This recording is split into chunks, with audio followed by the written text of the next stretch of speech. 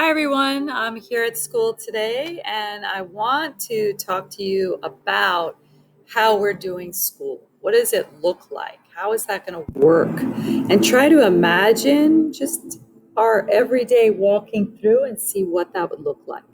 Since we can't go into our physical classrooms, we won't be doing this anymore, right? So we'll be using the learning management system, which a classroom is a learning management system.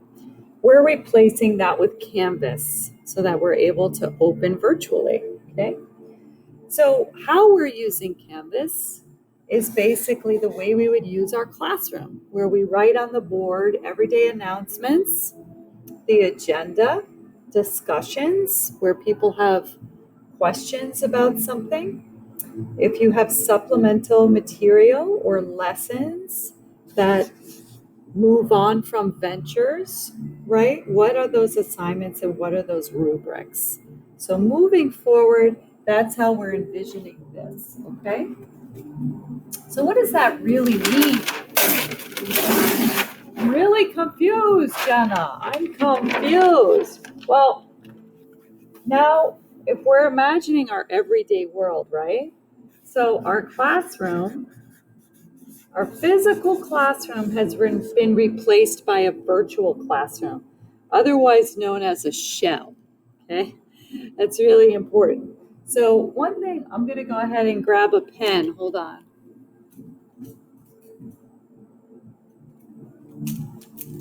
People keep talking about something called a shell. Okay, and a shell is literally like our ceiling, our sidewalls, the floor. That's a shell. So now we have a virtual classroom. So you should think about the Canvas tools as a virtual classroom. Canvas isn't going to teach them anything. We need a teacher to run the classroom, right? So it's really important that you put up things like weekly announcements, things that are going on in your world. The next is when students come in and get greeted. Hi, students, right? So what's replacing the greeting, right? Announcements. There is a home page and an announcement page on Canvas, which kind of tells the students a little bit about you. You can have your picture so that when they see you on Zoom, they'll be able to know who you are. So one of the tools we're using to run our classroom, just like we use a whiteboard or a microphone, now we're using Zoom, Meet, things like that, right? Sometimes we're using Remind as an app. So usually what happens is students go through an orientation and they get walked through technology agreements, they take CASAS tests, and then they come into your room. Well, usually, you get data. And then the next thing you do, you're thinking about, okay, let me look at this test score. Let me think about the groups of my classroom, how I can seat them in the room. You still need to do that, right? So you can be thinking about groups and how to organize that. Groups like tables. So sometimes we move students around based on their test scores. Sometimes we want them to mentor a high and a low student. Well, groups, right? For example, groups, I could have 3 groups, right? In my Canvas for different assignments, and you'll see a group feature. And that's helping you organize your Canvas classroom. Just be thinking of Canvas as a classroom, okay? So the next thing we do is we take attendance. That's what we used to do back in the day, right?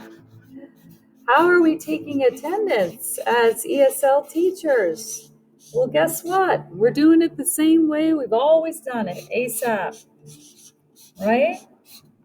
If there are changes happening with the student, we update the tops, Canvas top forms. And who's our go-to person for that?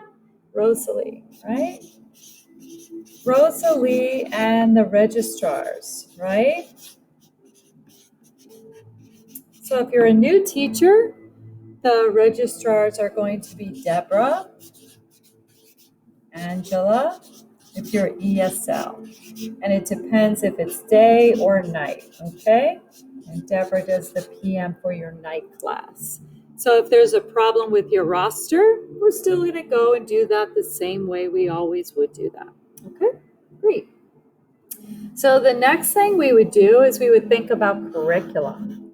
What am I going to do? So back in the day, we used binders, the bane of my existence. I'm not a fan, as you all know, if you know me, because I like to use online learning. I just think it's simple and helpful and useful. So replacing these curriculum binders will be Canvas courses. Canvas courses is very different from our Ventures course, right? We actually purchased a Ventures courseware that folks are expected to use, and that's part of your contract. Can you supplement? Yes, yes, yes, yes, yes, and we hope you do, because that's what makes teaching unique and fun, right? So, as you can see, one of the techniques I like to use is a flip chart. So the next step we would do when we're planning out our world is we usually do a pacing guide with a calendar. Usually when I flip open my binder, the first thing that's in my binder, right, are calendars. How are we going to walk through this curriculum? How am I going to space it and chunk it and use it, right? So now we are still doing that. It's going to be on the Google Calendar. And I created one for you for the fall semester. And it's very generic, based on Ventures Units 1 through 10. So as I'm thinking about my pacing guide, right, I should be thinking we didn't get to start in August because of COVID.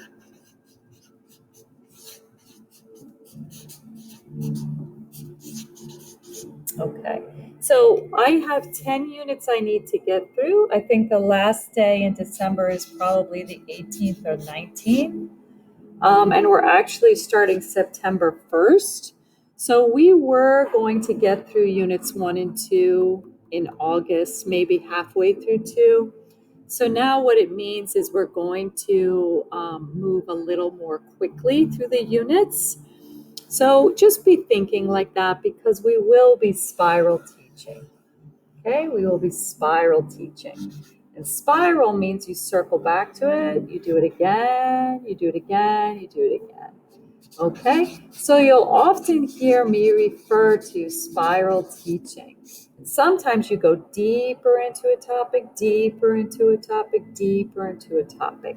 So this first semester, folks are really going to be scratching the surface, because our students are going to be learning a new classroom procedure, Canvas. They'll be learning a new testing procedure remotely. They'll be learning about COVID procedures, right? Come to school with masks and gloves and different things like that if we are doing blended learning. So what I should try to accomplish with my ventures as I space it out, basically I'm going to move through units 1 through 3 in September, right? And perhaps I'll get through units 4 through 6 in October, right? And I'll get through, it doesn't go like that, Jenna. 7 through maybe 8, and then leave 9 and 10 for December. So far, those are my units as I'm planning them out. Remember that we're starting another overlay unit, which will be short 45-minute lessons, EL Civics lessons, workforce readiness. And this is a workforce readiness spotlight. And this will be a separate training. So please don't worry. I'm going to walk you through what that would look like.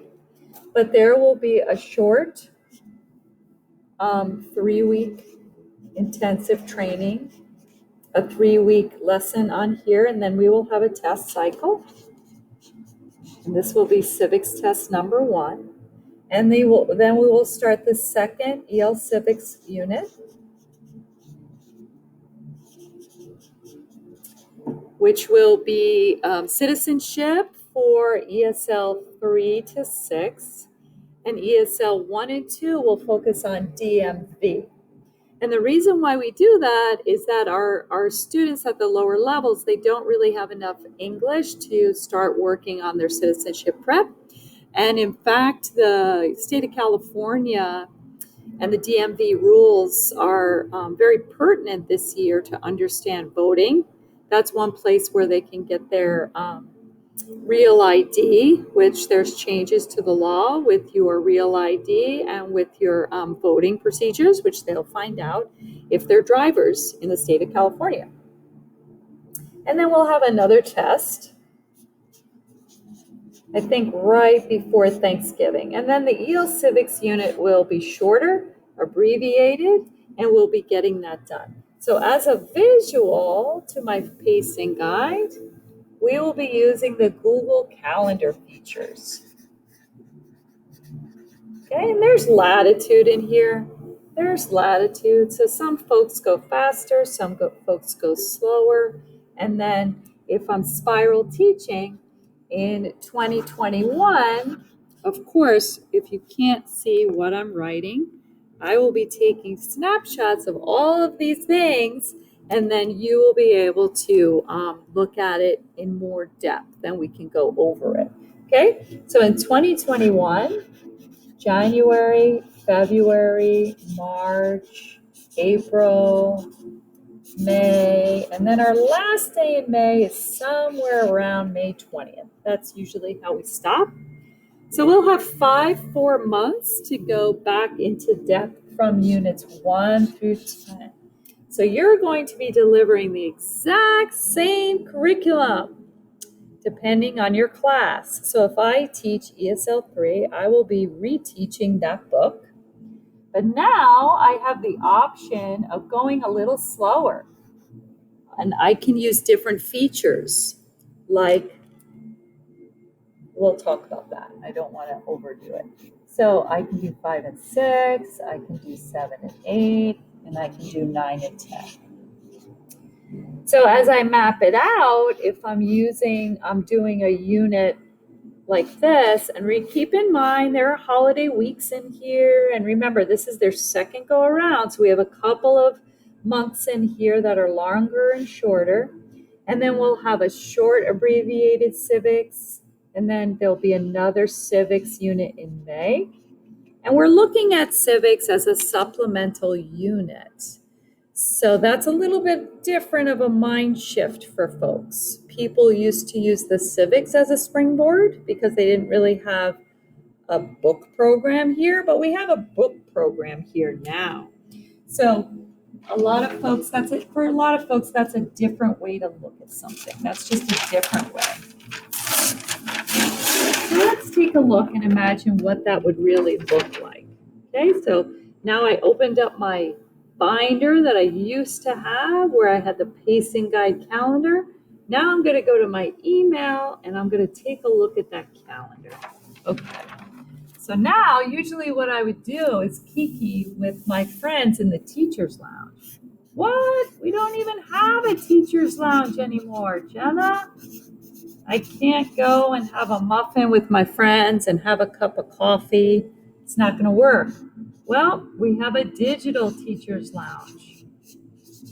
Okay? That's where I get all the forms I used to go ask Deborah and Angela for. Or we used to share curriculum binders, or I would get a form for EL Civics, or what if I want to level up a student, or what if I need a calendar for my pacing, right? EL Civics or the testing, post and pre-test, all of those things. Where are all those papers? They're still in the teacher's lounge. We just created the digital teacher's lounge site on Google using Google Sites. Okay. So folks should be able to get there by now, which will be really, really great. Okay, and that'll help you with all of the things that you're going to need for that particular idea. Okay, so then another really important thing that you should be focused on would be, let me see.